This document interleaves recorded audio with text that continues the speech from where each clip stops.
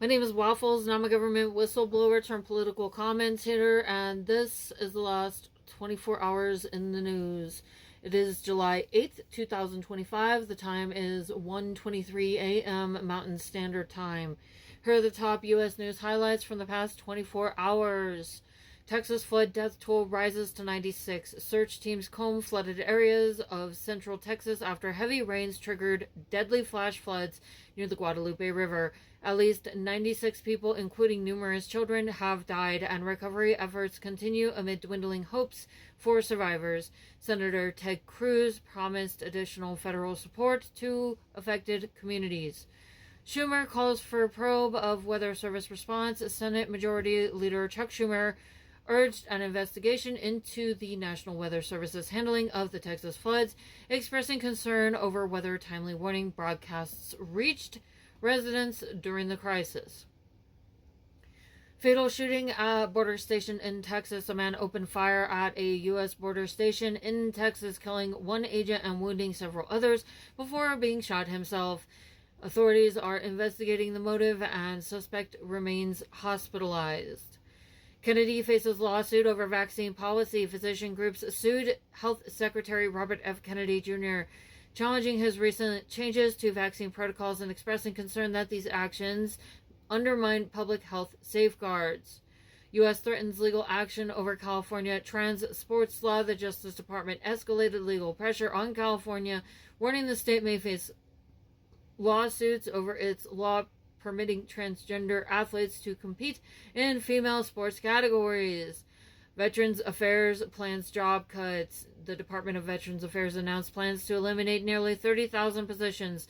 Though this is fewer than initially proposed, the move aims to streamline operations and cut costs amid budget constraints. Whether or not we are actually experiencing any real budget constraints is an entirely different matter. The United States is currently providing $3.3 billion a year in aid for FMF Memorandum of Understanding to Israel.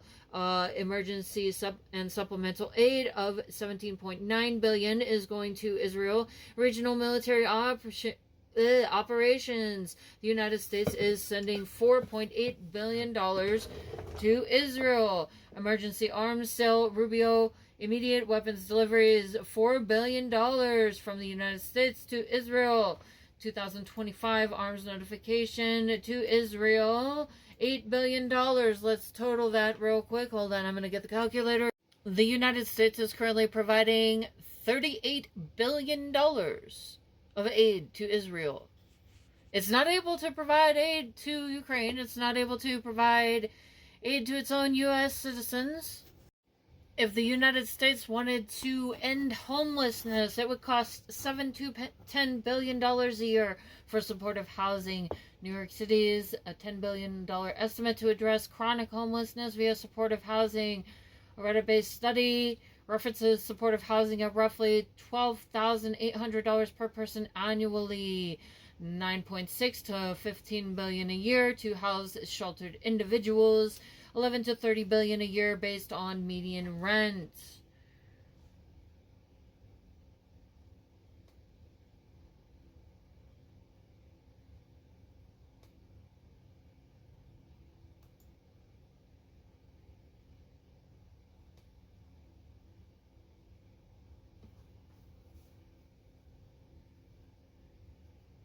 A $30 billion annual effort could bring approximately 600,000 individuals into a stable housing, an amount comparable with major federal programs.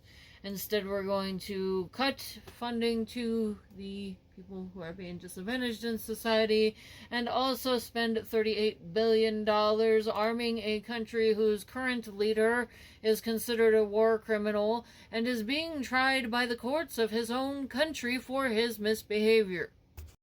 I find the idea that we are dealing with budget constraints to be questionable. That is my personal opinion. Gold holds steady amid new U.S. tariff moves. Global gold prices remain nearly flat at $1,330 an ounce as markets weighed 25% tariffs being considered for Japan and South Korea, U.S. interest rate trends, and shifting treasury yields. Oil prices slip after tariff OPEC Plus updates. Brent crude fell $69 to $69.36 BBL, and WTI $67.66 BBL as markets digested the extent of U.S. tariffs and an unexpected 548,000 BPD output increase from OPEC Plus. Trump promises more arms to Ukraine. President Trump pledged additional defensive weapons for Ukraine, despite previous pauses, affirming that U.S. support amid intensifying Russian attacks. Today, the markets closed with the S&P 500 at $620.68, down 0.76%, as investors reacted to heightened U.S. trade uncertainty and rising treasury yields. Nasdaq QQQ ended at $552.03, a drop of 0.72, weighed down by a pullback in tech stocks after recent rally highs. Dow Jones DIA finished at $444, falling 0.93%, reflecting a broad-based weakness and sector rotation amid trade concerns. Today, the stock market went like this.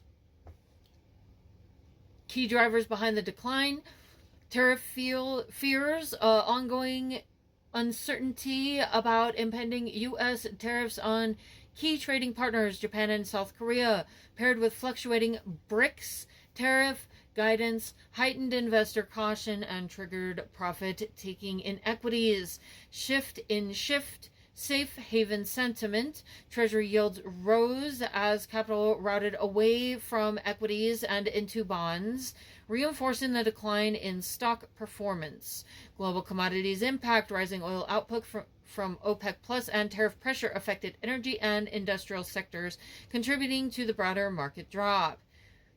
Here's an updated overview of current hazardous weather across the U.S. that merits attention. Extreme heat wave, mid-30s to 100 degrees Fahrenheit. Highs of 94 to 100 degrees Fahrenheit are forecast across the Central Plains, Midwest, Southeast, Southwest, and Northwest this week, posing risks of heat stroke, dehydration, and heat-related illnesses, particularly at risk outdoor workers, seniors, children, and pets. Protective actions: stay hydrated, remain in air-conditioned or shaded spaces during peak hours, and check on vulnerable individuals.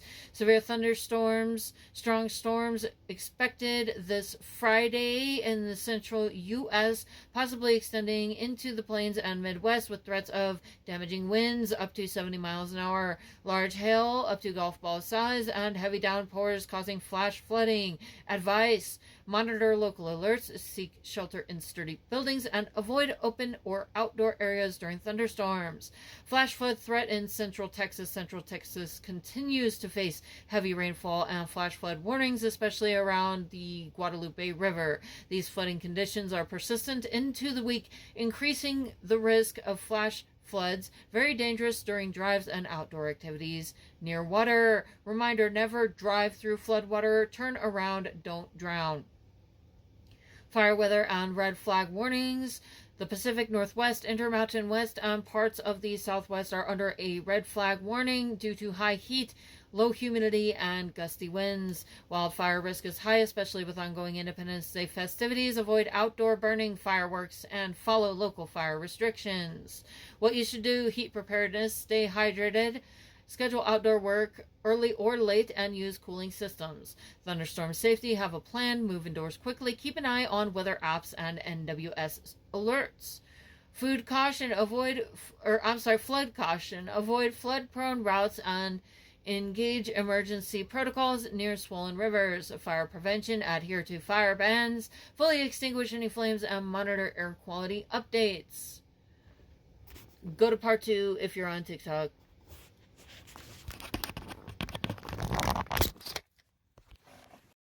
Here are the top international news highlights from the past 24 hours. Today is July 8th, 2025. It is 1:41 a.m. Typhoon Dennis hits Taiwan, heads for China. Typhoon Dennis struck southern Taiwan with record winds of 220 kilometers per hour and heavy rains, leaving at least 2 dead and injuring over 600. The storm is now moving over South China Sea toward eastern China, where cities like Taizhou are under flash flood warnings as 100 to 250 millimeters of rain is expected in Zhejiang province. China warns U.S. over tariffs. China's government cautioned against the reemergence of U.S. tariffs, which may target Japan, South Korea, and others, and threatened retaliation.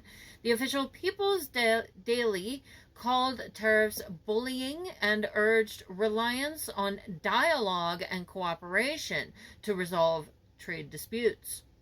Oil prices ease amid tariff and OPEC news. Brent fell to $69.36 BBL and WTI to $67.66 BBL as markets balanced growing U.S. tariff uncertainty with OPEC Plus's surprise decision to increase output by 548,000 BPD for August.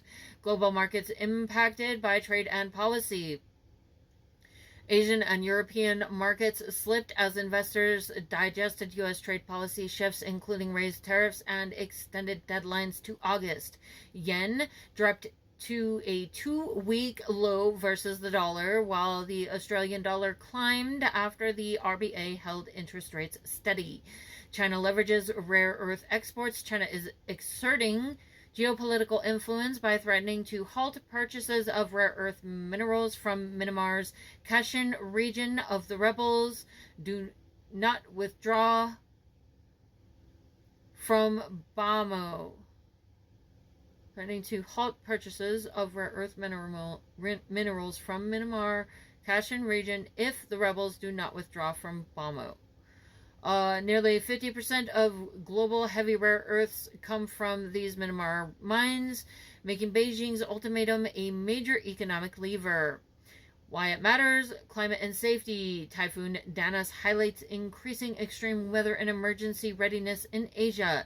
Trade diplomacy. China's resistance and U.S. tariff threats risk escalating a major global trade dispute. Commodities markets. OPEC's output hike and tariff effects are reshaping energy prices and investor sentiment. Currency shifts, movements in the yen and Aussie dollar reflect broader economic policy and shifts. Critical minerals. China's control over rare earth access underlines the geopolitical dimension of tech supply chains. So the Olympics is great, and Johnny, for the others, the World Cup, Johnny is the head of it. We had our top people, Wasserman. They all came in on the Olympics, and then I saw Johnny. And we got the World Cup, too. And, it's only because they rigged the election that I'll be your president representing you there. I got both of them. I got the Olympics, and I got the World Cup. And I said, it's too bad.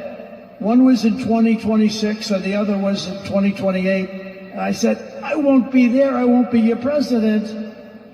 But then they rigged the election, and now we won, so I'm going to be your president for the Olympics and for the World Cup. So, Johnny, thank you for the World Cup, and everybody, thank you for the Olympics. We're going to have a great time.